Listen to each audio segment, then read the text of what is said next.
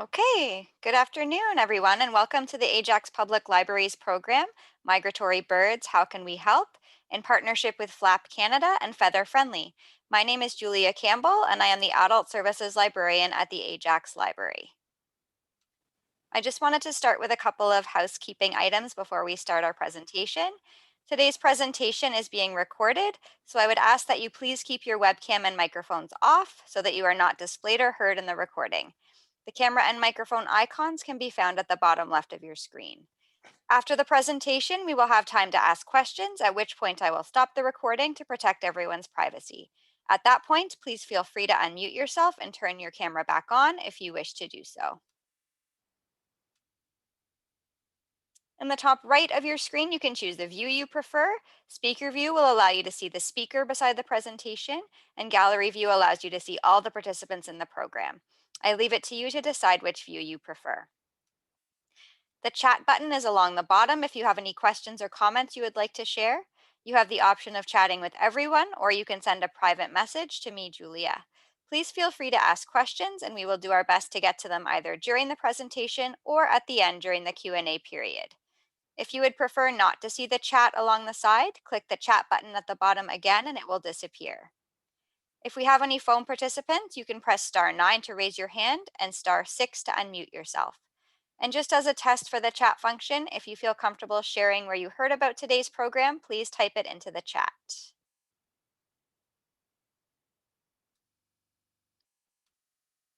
If you experience any technical difficulties this afternoon, I recommend that you exit the program and re-enter.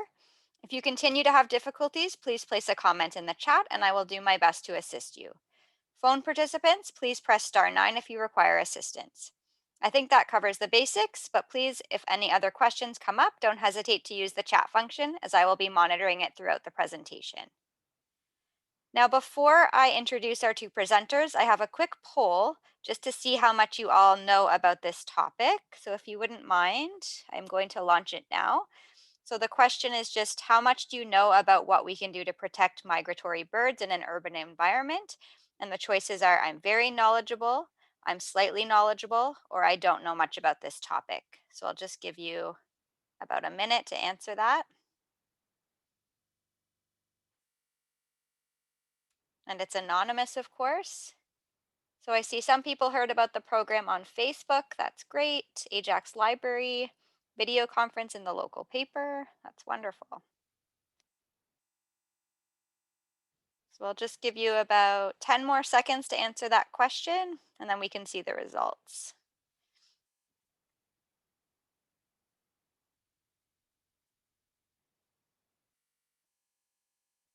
Okay.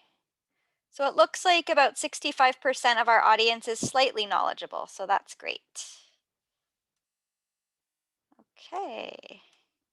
So now it is my pleasure to introduce our two presenters, Michael and Paul. Michael Mesures is the Executive Director of FLAP, the Fatal Light Awareness Program Canada, a registered Canadian charity. A founding member of FLAP Canada, he has been with the organization since it began in 1993. An author and speaker, Michael regularly delivers presentations on the topic of bird building collisions, bringing attention to the reflective light issue that impacts over 1 billion birds across North America every year. His work increasingly focuses on solutions to help mitigate and remediate the challenges of bird migrations in built environments, having led the Bird Safe Building Standards and Risk Assessments to helping develop the Canadian Standards Association, CSA, Bird Friendly Design Standard as a technical committee member. Michael tirelessly advocates for bird protections at various levels of government, as well as consults with city planners across North America on developing bird-friendly guidelines and standards. In addition to his ongoing bird rescue and recovery patrols, Michael's time is spent partnership building and enabling collaboration to promote bird conservation programs and other renowned initiatives, including Global Bird Rescue and Bird Safe Campus, and contributing content to ornithological focused papers. With specialties in fine arts and graphic design, Michael complements his life's work supporting the birds that inspire him with professional development in bird biology from the Cornell Lab of Ornithology and Continuous Learning. Our second presenter, Paul Groleau, is the Vice President of Feather Friendly Technologies. Feather Friendly has been a bird collision mitigation company for over 15 years with completed projects worldwide. Paul's focus is on awareness and conservation, along with providing a proven solution. He works directly with architects, developers, and end clients, consulting on best practice and collision mitigation solutions tailored to their specific needs. Paul was asked to take part in developing the Canadian Standards Association (CSA) Bird Friendly Design Standard as a technical committee member. He also takes part in regular presentations around the topic of bird building collisions. We feel very lucky to have them both with us this afternoon, so without further ado, I will turn it over to Michael to begin his presentation. Thank you, Julia. I hope everyone can hear me. I'm not going to be showing my video because of my bandwidth internet connectivity, so forgive me for not waving hello. I want this to run as smoothly as possible. For all of you joining today, thank you very much. I hope by the end of this presentation, both Paul and I will be able to have enlightened you on this issue so that you can walk away more knowledgeable and perhaps more able to help mitigate the threat of bird collisions both at your home and workplace. So I'm going to try and share my screen now to move over to the presentation. And let's get started. I just have to try and get to my prompts here that will allow me to kick the show in. There we go. I'm going to Paul and I are going to be playing a bit of a tag team here. I will probably do most of the speaking, but I'll try and get Paul to join into the presentation at times. I'm going to talk a little bit about FLAP to start, and then I'll pass it over to Paul to talk a little bit more about Feather Friendly. As was mentioned in the introduction, FLAP Canada was founded in 1993 to address the issue of bird building collisions with Toronto's lit towers, hence why we were founded on the name of Fatal Light Awareness Program. Just to kind of give you a snapshot of that, nocturnal migrating birds, songbirds mainly, are attracted to brightly lit environments during their nocturnal migration. Toronto is known for this particular issue, and hence how we started to focus on it back in 1993. But then we learned shortly thereafter, the longer we stayed after daybreak, we encountered a whole other wave of collisions, sometimes double the amount of birds we might find at night. And this was a result of all the glass reflecting the surrounding environment, or birds being able to see to the adjacent side of transparent glass. So what FLAP focused on primarily at the beginning was really bird rescue and rehabilitation. But we've grown into a much bigger organization, combining our data that we collect and contributing it to research. We do a great deal of advocacy and education. But the bulk of our real focus now is looking at guidelines, policies, and standards developments to try and really get to the nuts and bolts of this issue, to try and bring it to an end. And I'll bring you some detail as to how that's going to work and how we've managed to do this so far. Some of the programs that we work on are our Bird Safe Building program, designed more for working with architects and engineers. We have our global bird collision mapper. I'm going to be giving you a little bit of background on that. We have a new program called Global Bird Rescue, where we try to engage people from all over the planet to go out into their community in the fall over a one-week period to look for birds that have collided with buildings in their community. And another program we have is called Birds in Your Hood, where we're educating youth on the value of birds in their community in the hopes that they will grow up with a higher and greater appreciation for birds. So to move on to the next slide, I'm just going to pass this over to Paul to maybe chat a little bit about his company and about what they offer, and then I'll continue on with the presentation from there. So Paul, if you're available, maybe you can chat a little bit about your work. Perfect. Thanks, Michael, and thanks for everyone who's attending today. Just a brief sort of intro on Feather Friendly.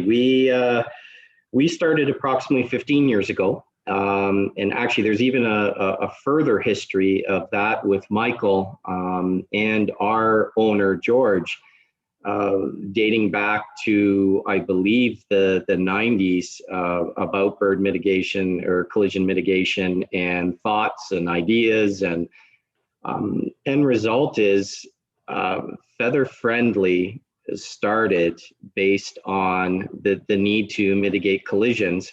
And our sister company, we're actually the 3M master distributor for Canada. So fast forward 15 years, Feather Friendly is its own standalone business, incorporated business. We've got a facility here in Mississauga that we do all the manufacturing and distribution worldwide. We offer a commercial, large-scale commercial solution that obviously is used for larger commercial buildings. You know, we've done zoos, we've done military locations, government buildings, universities, colleges, and everywhere in between, national parks. And we also offer a DIY solution, which amazingly last year probably quadrupled our business based on the fact everyone working from home. If there's any silver lining in this awful pandemic, is that people returned back to nature. And they realized what a big issue this is in residences. And I'm sure Michael will expand on that comment. Projects. We've literally done projects all over the world. We've been working with the South Korean government for the last 2 years. We've done the Smithsonian Tropical Research Institute in Panama. We've worked with clients in Germany, Brazil, New Zealand, and I'm sure I'm forgetting a bunch of others, but we've done a fair amount of work in the GTA area and right across Canada as well as North America. And we're very, very pleased and proud to be partners with FLAP. You know, we here at Feather Friendly have a sort of a unwritten motto about education, conservation, while offering a proven solution. And you know, we've learned a lot from Michael and FLAP's organization, and we appreciate that partnership. So thank you. Thank you, Paul. Wow, such kind words. So I'm going to bombard you with a lot of information here, and hopefully we'll keep you engaged long enough to be able to even be part of the Q&A. I think one of the things that what I always tend to start out with, and I can't do it in this case by a show of hands, so to speak, but what we typically ask is how many people in a given room during a presentation have ever experienced a bird collide with their window. And the vast majority of the time, everyone's hand goes up in that room. In some shape or form, at some point in our lives, we've seen this happen ourselves at our own homes, our cottages, our workplaces. But on a single, one-to-one basis, it doesn't look like a big problem. One bird here and there doesn't seem like much. But when you take into account that every home on your street, every home in your neighborhood, every building in your city is going through the exact same problem, you begin to recognize then that this is why this particular issue is considered one of the leading causes of bird death across Canada, across North America for that matter. And collectively, we all have a role in trying to mitigate this threat. And part of this presentation is going to be giving you the tips on how to deal with that. So a little bit about FLAP. What you're looking at here is an image of one of our annual bird layouts. These are all the birds that are volunteers when they're out doing their patrols. Any bird that dies or ends up dying, we hold on to those birds and we do a public layout. And at these events, it is always a real eye-opening, jaw-dropping experience for people when they see the magnitude of the birds, but also the variety of species. When we talk about birds colliding with buildings, we're not talking about birds that most people would be familiar with, like the Canada goose or the starling or say the house sparrow.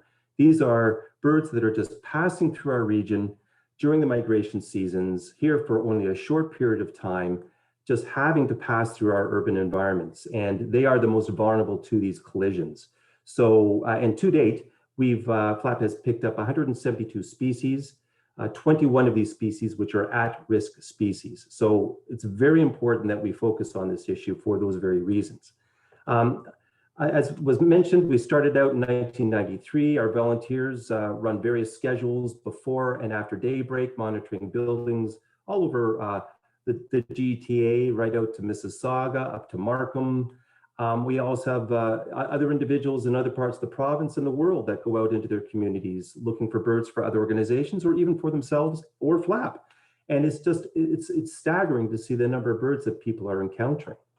What we do is, as I said before daybreak, we'll patrol the base of these buildings looking for any fallen birds that might be at the base of these structures, try and help those birds best we can. We document those records. We look for any obvious signs of injury that might require either short or long-term care. This image you're looking at here, it's a northern flicker that has the base of its beak broken off. A bird like this would likely end up having to go to rehab for some special attention in the hopes that it can be, again, rehabilitated and released back into the wild. Any live birds that are able to be released back into the wild, we put into individual paper bags, unwaxed, very important, unwaxed paper bags, because that allows the bird to be contained to that bag without feeling it's going to be suffocating inside that bag. The back of our vehicles can fill up with birds like this, like you can see here. And we go to some natural areas outside of the downtown core, into some, say, a local park, woodlot, somewhere where at least that bird won't have to encounter those buildings again, and just let them go in the hopes that they will have another chance at survival. All the dead birds, the good news here is that no bird goes to waste. We donate these specimens or these birds to the Royal Ontario Museum, where they use them as specimens for creating skin samples. They taxidermy them for their own exhibits. They trade them with other museums and educational institutes around the world. They go to various research projects like wind turbine studies and scavenging rates.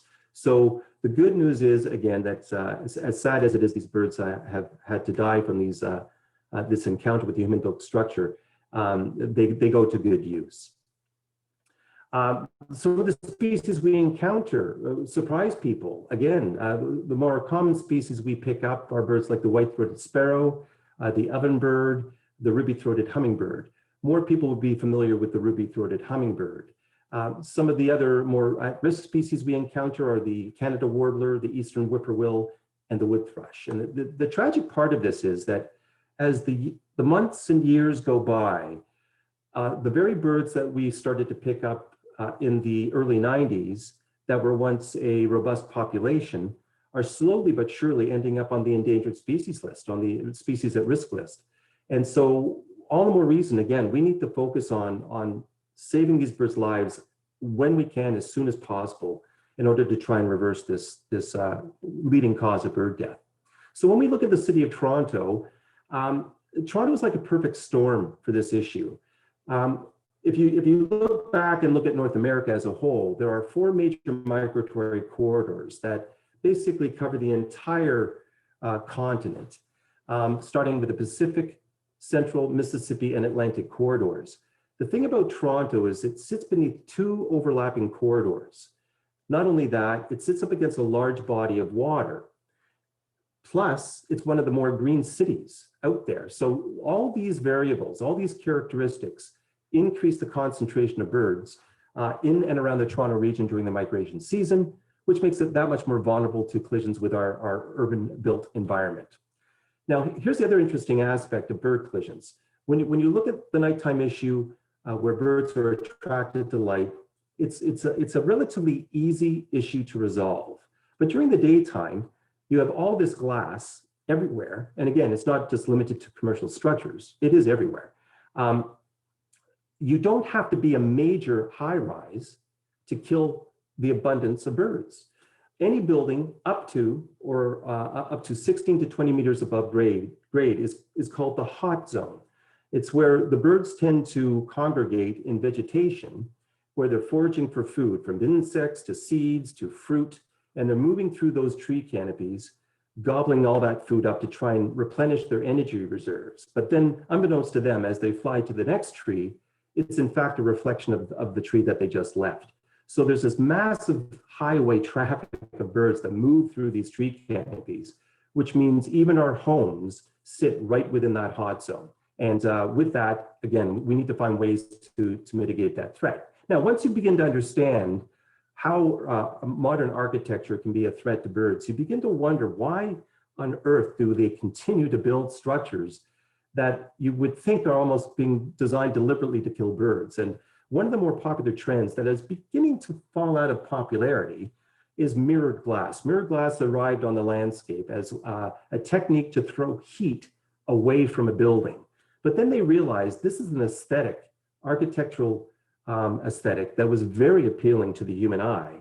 And it was being adopted in our modern buildings for the longest time. And these are just examples that even today, we still see these types of structures being built that, again, you swear are being designed to deceive birds. And it just is a perfect example as to why we need to continue to educate in order to create that change in the mindset of all these decision makers that design structures of this nature to try and resolve this problem from occurring. Now, the leading characteristics as to why birds collide with windows, there are two reasons. There's the mirrored qualities of glass that create the illusion of the reflected environment being the real thing to a bird's eye. Put that aside, all you need to do is hop onto YouTube, type into people walking into windows, and you will see for yourself that we are no different to the birds. We too walk into these plate glass windows from time to time, but we have a better understanding of the built environment. We have a better understanding of architecture and our boundaries as we move in and out of buildings. Birds, again, do not have that luxury. And so we have to extend the courtesy to make those buildings more visible to birds' eyes. The other characteristic quality of glass is transparency, where they're seeing to the adjacent side of glass, like a transparent railing system, or where two corners of glass meet, where they're seeing straight through to the other side of that building, or in some cases, transparent glass that looks into interior vegetation. All these qualities serve as, again, a deception toward birds. And again, we have to try our best to make that glass visible to birds in order to reverse that problem. So the types of structures we're dealing with, as I mentioned, we deal with our homes with glass, our cottages, our condos and apartment buildings, even bus shelters. Our vehicles have glass. We have noise barriers, sound barriers. We have transparent railing systems for our balconies. And all in all, just the massive volume of concentration of buildings, like in a city like Toronto, is that much more deceptive and much more likely to cause bird death to occur. How do we stop this problem from happening? Well, let me just start by saying what most people are familiar with as a technique to reduce bird strikes during the day is the bird of prey decal. You may have seen this yourself, where they're stuck at the window in the upper right-hand corner of a panel of glass. And it was thought to believe that this old school thinking of technique would scare birds away from the window, thereby preventing the bird from colliding with that glass. Well, the long and short of that is that the birds are just not that stupid. The birds may actually see that decal, but they're not threatened by it. They will just avoid a collision with the glass in the immediate area where that decal is adhered.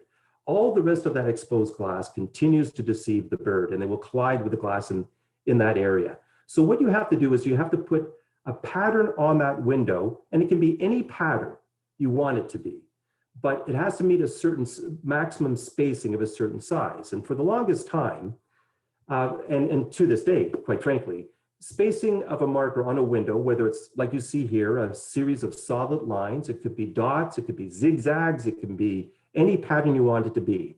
The spacing of exposed glass between each marker can be no greater than 2 inches or 50 millimeters apart horizontally, or 4 inches or 10 millimeters apart vertically. And that is simply because that density of marker gives the bird the impression they can't fly through those gaps without actually hitting those markers.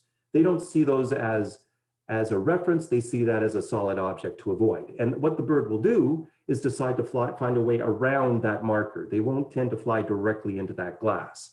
But what we've learned is that research has left a little bit of a gap, and that is that they weren't testing this spacing on the much smaller birds like hummingbirds, which we more frequently encounter that collide with windows. So FLAP's been advocating for the longest time to squeeze that 4-inch to 10 millimeter spacing to a 50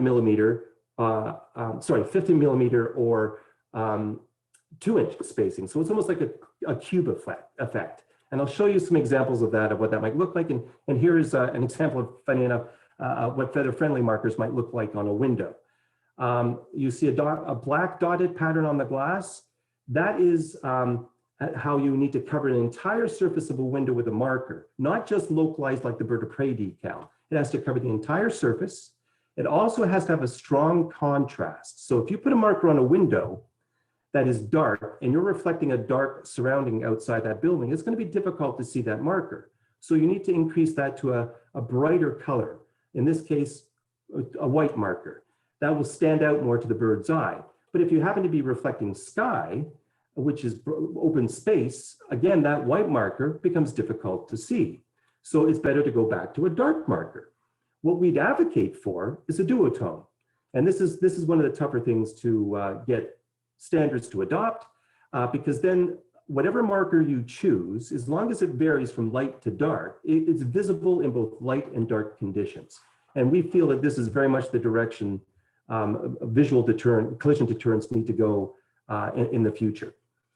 We also advocate for treating your window like a canvas.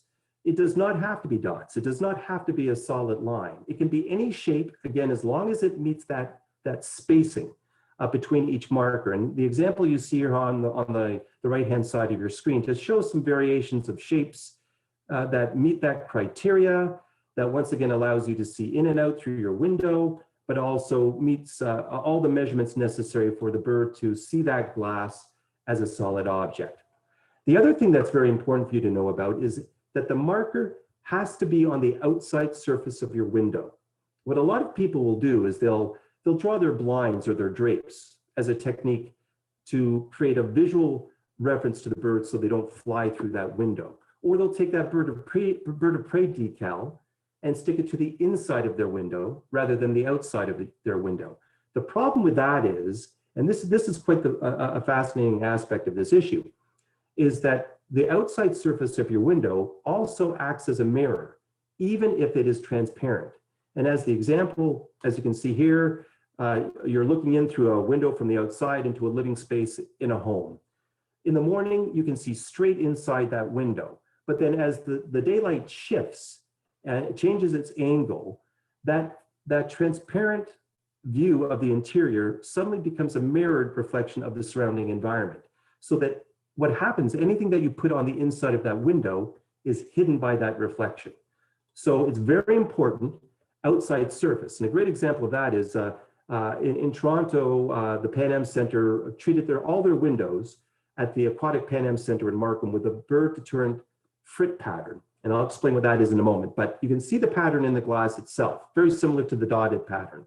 But what's difficult to see is the top row of glass has the exact same markers on that glass panel, but it's being hidden by the reflection of that glass because of the shadow that's being cast by the overhang. The problem with that is it was a second surface frit. So that's why, again, you need to place all your markers on the outside to be effective enough for the birds to see that marker, okay? The other part of the technology that is still evolving, but may hold some promise in the future is UV reflectivity. If we can take these various markers, apply them to our windows in a way that we don't see them, that is far more attractive to everybody.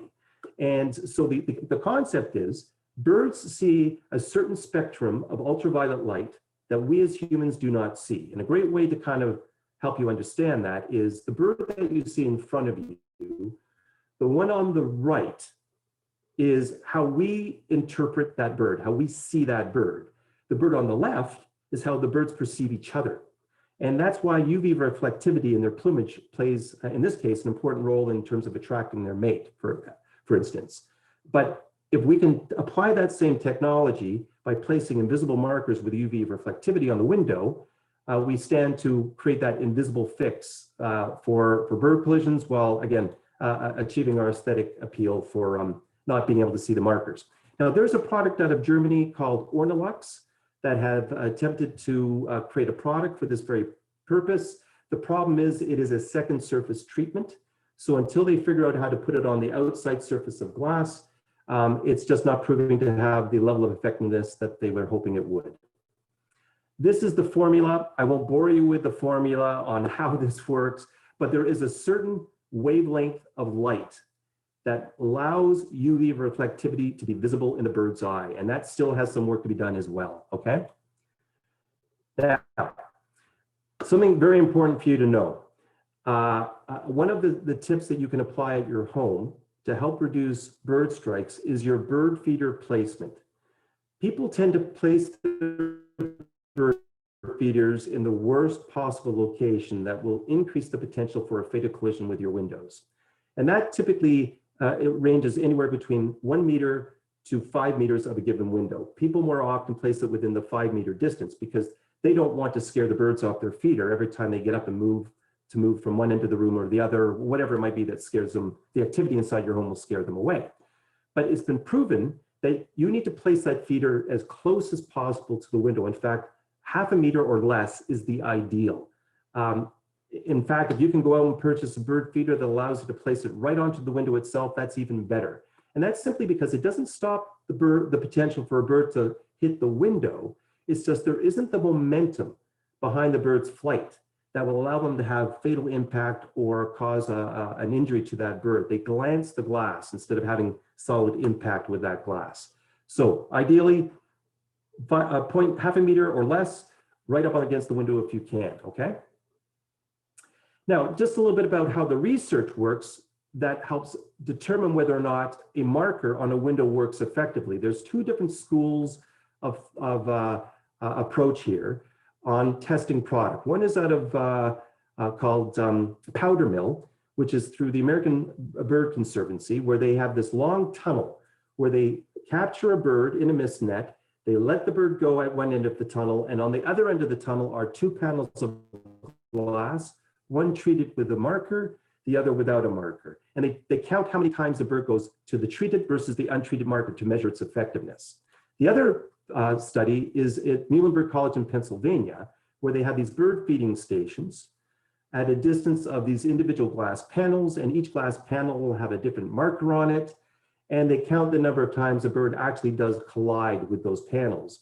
This one is not a very as favored approach because birds are known to collide in these particular field studies and sometimes with fatal results, but it is truly a clearer or more accurate representation of the real world than does the flight tunnel offers, okay?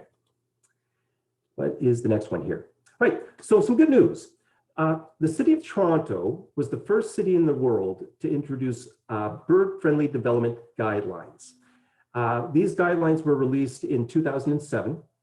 And since then, cities from all North America have developed their own sets of standards using these very guidelines as a template. And these guidelines were designed for architects and engineers to educate them on how to build with birds in mind. The most recent guidelines for here in Canada, it has just come out of the city of Ottawa. And we're seeing more and more cities continue to introduce these guidelines in their municipalities. Now, another program that has just been launched, FLAP Canada and Feather Friendly are part of the advisors for the development of this program out of Nature Canada. It's called Bird Friendly City. It is a certification program that offers recognition to any given city that adopts a certain minimum level of effort in making birds become more part of the intrinsic knowledge and efforts within their community, trying to save birds' lives in any way we can. And so to learn more about that, just visit the Nature Canada website and see if this is something you might be interested in your municipality to introduce as an effort to save birds' lives. These are examples that have come out of the City of Toronto's bird-friendly green standard. Sorry, no bird-friendly green. Yeah, there's the Toronto Green Standard has a bird-friendly section dedicated to it that is designed to make it mandatory for new builds to adopt bird-friendly criteria. And since then, we're seeing some incredible building designs that have come out simply because of this necessity to assure that birds' lives are being spared when designing and building these new structures. What was thought to be a threat to the architectural integrity and the creativity of an architect's design of a building has now turned into a wonderful opportunity to create a beautiful new aesthetic appeal in future building designs. So it's catching on, and we're starting to see this happen all over North America. Now, as for your homes, and this does apply to commercial structures as well, there are techniques and products you can purchase or efforts you can try on your own to reduce bird strikes. There's window film products, and Paul will be able to expand on this as well, which is very much the type of product that Feather Friendly offers. There's fritting, which is baked patterns into the glass. There's digital printing and etching in the glass. You can even paint with special exterior oil paints on your glass. There's exterior sun shields that allow you still to be able to see through your window from the inside, but blocks all that reflection and transparent qualities of your glass from the outside. You can introduce grill work in front of your windows. You can have cables that hang from your windows, just making sure that that spacing is there to meet the criteria necessary for the bird to feel they can't fly through those gaps. And there's even silk screening that you can do as a technique or a product that can be purchased. So there's so much that wasn't available years ago that are available today that really are proving to be more effective at saving birds' lives. And I'm going to give you a little bit of background in a moment on how this whole evolution of new bird-friendly product has come to be today. But I think now this might be a good opportunity, Paul, for you to talk about your two approaches, both residential and commercial applications, and how it works out of your company. Sure, by all means. Thanks, Michael. So you'll see there's two options we offer. Actually, there's more than two. I shouldn't say that. We've just launched a new line of products as well, but I'll speak directly to, on the left-hand side, you see the 3 rolls with the instructions, the applicator, and the measuring tapes. This is our DIY kit. We offer it in a single pack, single roll, or a triple roll, or it can be ordered through our website, but the retail packs can also be purchased at Wild Birds Unlimited and various independent retailers. The idea behind that product is it's great for Mr. or Mrs. Smith to be able to address a patio door, a kitchen window, something on a smaller scale where there's not a ton of glass that's being addressed or needs to be addressed, but it can be done. The roll itself is a 1/4 inch wide, and it comes pre-spaced. The markers are already pre-spaced at 2 inches. So the concept behind that is meeting the bird-friendly criteria of spacing, being that 2x2 or 2x4. Also with the contrast, a lot of people refer to our product as white. It actually is a pearl gray in color, but it does have enough contrast against the glass to be seen. So that kit right there, if it was a single roll, it would cover off 16 square feet, or basically a 4x4 window. Obviously 3 rolls is triple that amount. And you literally lay down 1 row of markers at a time. And then the option on the right-hand side is our commercial solution. So where we actually got our start was in the commercial application. So that product is a much larger scale, goes up much quicker, but there is obviously a larger cost involved in that. The DIY, we offered it as a low-cost, long-term solution for bird collision mitigation. The DIY will last 8+ years easy with regular cleaning on the windows. The commercial solution, we've got projects that are 10, 12 years old easily that still look and perform like the day they were installed. We also have, and we've just launched another option, which is not pictured here, but will be on our website shortly, which is like a full window graphic. It's taking it beyond. When Feather Friendly started 15 years ago, the whole idea is any builder, architect, or anyone doing bird collision mitigation wanted something that was aesthetically pleasing and the least optically changing to the building. Fast forward 15 years, we're now seeing, and a lot of my time is spent on this, is consulting with architects and designers, etc., to be bringing a graphic element to it. They're almost like, if we have to do something, why not take it to the next level? Why not, tell a story, show some graphics. There's all kinds of alternatives. Again, that's one thing where Feather Friendly just keeps evolving out of customer need and request.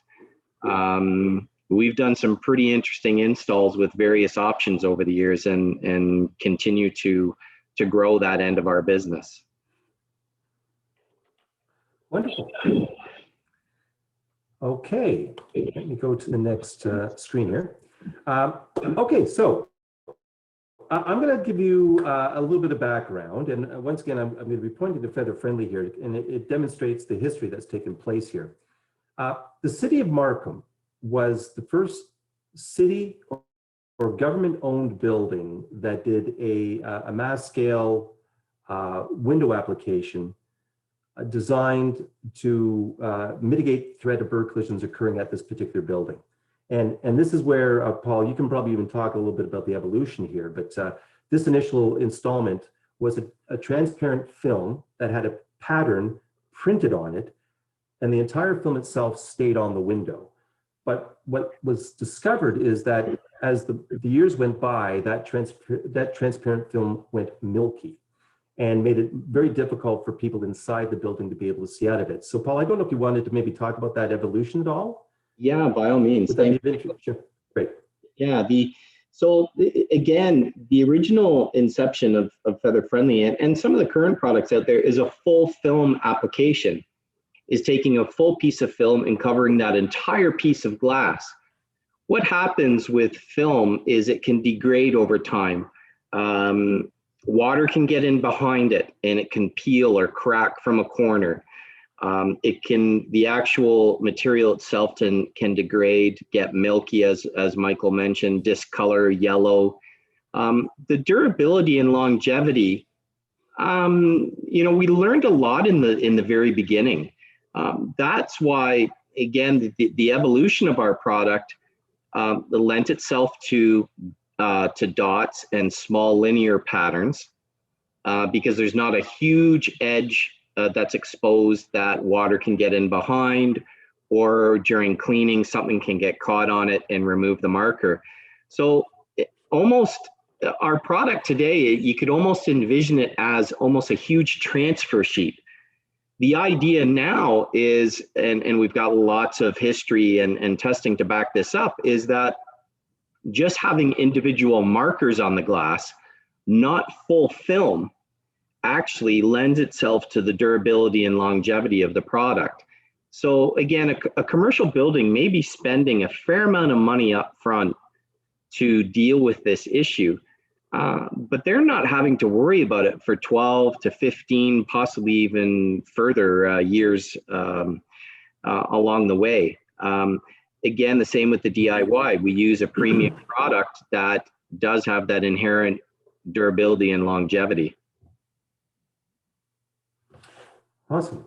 Thank you. And I have some images now just to point back to the dotted pattern so that it brings more context to what you described. So in 2010, Flap sat in one of two precedent-setting lawsuits. The first one was with Menke's Developments. This particular developer was held to task on bird death that was occurring at their 3-office complex facility in Markham, Concilium Place. Sorry, not in Markham, in Scarborough, Ontario. And midway through the trial, they applied, first ever. This was the first mass scale installment by Feather Friendly, the dotted pattern. And again, just to be clear, those dots you see, that's all that's on the window, like Paul described. There's not a full coverage window film. It's only the dots that stay on the window.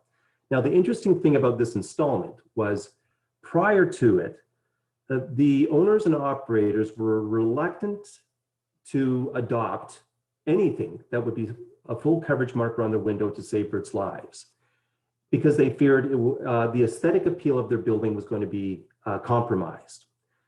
So midway through the trial, to demonstrate due diligence, they went ahead and did this first ever massive scale application of Feather Friendly. They did a damage control program to prepare for all the complaints they were anticipating to get from their tenants, from their partners, from members of the public. Lo and behold, up go the markers, not a single complaint. So they did a random interview of their tenants asking what did they think of the markers on the windows. And the tenant's response was, what markers? They didn't even notice them. So in the mind's eye of the building owners and operators, what they thought was going to be a threat to the look of the building never had to be a concern in the first place. And aesthetics are important to everybody, not just a commercial owner of a building. It's even important to individual homeowners. And it's just important to emphasize that this concern, I can assure you, even if you were to see markers like this on a window the first day you go into work or on your home, your brain gets used to it and you begin to look beyond that marker. And these markers just disappear in our eyes. So very important to think about that when you're applying markers to your own windows, because it really isn't as big of a concern as you might think.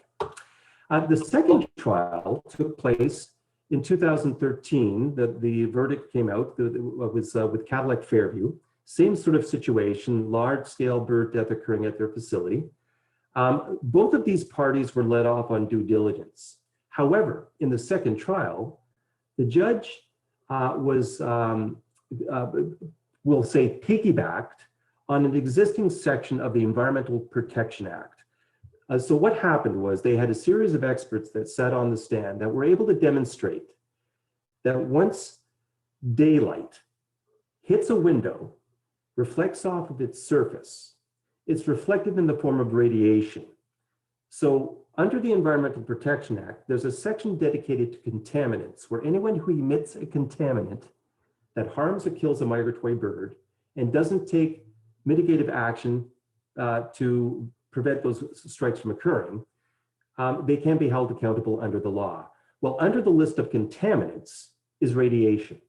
So believe it or not, everybody, it is illegal in the province of Ontario to harm or kill a bird as a result of a collision with our windows, which means each and every one of us in some shape or form are breaking the law. So let me assure you that this law is not there to penalize people like us who have a home, a bungalow, or a cottage. This is more for events where you have a single structure of a large scale killing a mass number of birds and aren't doing anything to mitigate that problem, okay? So, well, that was interesting, it went backwards there. So again, I keep going back and forth. I don't know why I'm going in reverse here. Let me go forward. All of a sudden I seem to be going forward, not backward. Oh dear, let's hope this resolved the problem. Yes, good. There we go. And once again, during the trial, midway through the trial, they started to treat a section of their property with these markers. And just last year, they finished almost a full installation of markers all around their facility. This is at Yonge and York Mills. So again, this law is now intact in place for the province of Ontario. It's also in place for the entire country. And the way it works is the moment a listed species is to collide with a window, and you don't take steps to mitigate that threat, you can once again be held accountable under the law. So just to sum up the history here, 2007, the first set of bird-friendly development guidelines out of the City of Toronto. Then we had mandatory requirements for all new buildings, low, mid, and high-rise construction, to have mandatory requirements for bird-friendly design. We had the first precedent-setting of two precedent-setting trials in 2011, the second one in 2013, where the law was introduced. And as a result of this law, the ministry had to find a way of gradually sort of spoon-feeding this to citizens and corporations and government agencies across the province. So they hired the Canadian Standards Association to write a bird-friendly development standard, which is a voluntary standard that any municipality can now go to know how best to introduce bird-friendly mitigation efforts in their community, so that we're all following the same rule when building these new buildings, okay? And what we're doing now, what FLAP's doing, is we're trying to take this one step further, and we're trying to get the Ontario Building Code to adopt the CSA standard, because once that happens, then it will be mandatory for all municipalities building new construction in the province of Ontario to have bird-friendly criteria in place, okay? So a little bit of more about some of the things that FLAP offers. We have a do-it-yourself risk assessment app. You can gain access to this app on our website, birdsafe.ca. You just answer 22 questions that you have to stand in front of a given window and answer these questions accordingly, and it will tell you how important that window is to treat with a marker. And it can be anywhere from a low risk, moderate risk, high risk, or lethal rating. And we say that if your windows fall under the high risk and lethal range, treat those windows with markers, because it's pretty much a guarantee birds have already or will continue to collide with those windows, okay? We also have what I mentioned earlier at the beginning of the presentation, our global bird collision mapper.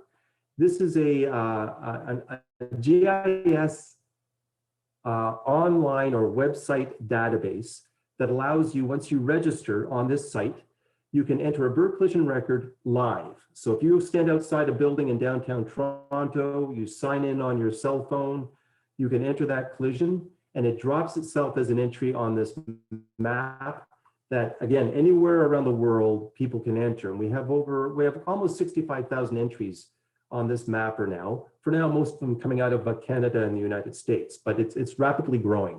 So what we also do is we have our Global Bird Rescue event, which this year starts September 27th through October 3rd. And it's just simply asking people, again, to go out into their community during that 7-day period and report what birds they can into the mapper. And the goal is to try and get as many individuals out in their community trying to help and look for birds colliding with those structures and documenting those records as well. It's called community science, and community science is turning out to be one of the most valuable resources for research bodies, government agencies, as they try to find solutions to problems. So you will be contributing to a great deal of value here by participating.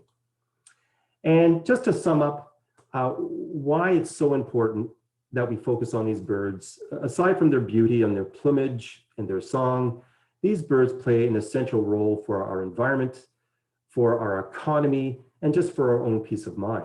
The birds that we typically pick up colliding with structures, they are a major contributor to controlling our insect populations. They pollinate our plants, they distribute seeds, they provide food for other forms of wildlife. And then that aside is the bird watching industry. The bird watching industry is a multi-billion-dollar industry. And if I'm not mistaken, it's still considered the second most popular pastime across North America, golf being number one. And when we think of bird watching, we think of people like you see in this image with binoculars and a bird book and their checklist, trying to count as many species of birds as they can in their lifetime. Well, that industry is huge because it isn't just the equipment that these people purchase. It's the travel they take on to go to other corners of the planet to see those birds, to the hotels they stay in, to the restaurants that they eat in. All goes into our economy. But you put that aside, if you feed birds in your backyard, you too are a bird watcher. And if you can see this for yourself, go into any big box store like a Home Depot or a Lowe's or your grocery store or even your corner store. Of all the products that they can carry on their shelves, you're pretty much guaranteed you're going to find birdseed. And it's because it just moves off the shelf. People buy it all the time. And all this goes into helping us have a healthy, not only a healthy environment, but a healthy economic environment for ourselves, okay? And I think, yes, that is it. Now, you'll see a whole pile of contact information on the screen. Some of it is feather friendly in the upper left, and then Flap on the bottom. We have various websites you can visit for, depending on your needs. You can get all kinds of information. And then there's our contact information as well. So I think at this point is where we would, just go back, let me go back that one frame again so that you have that information in front of you. This is, I guess, the time where we can do some Q&A. So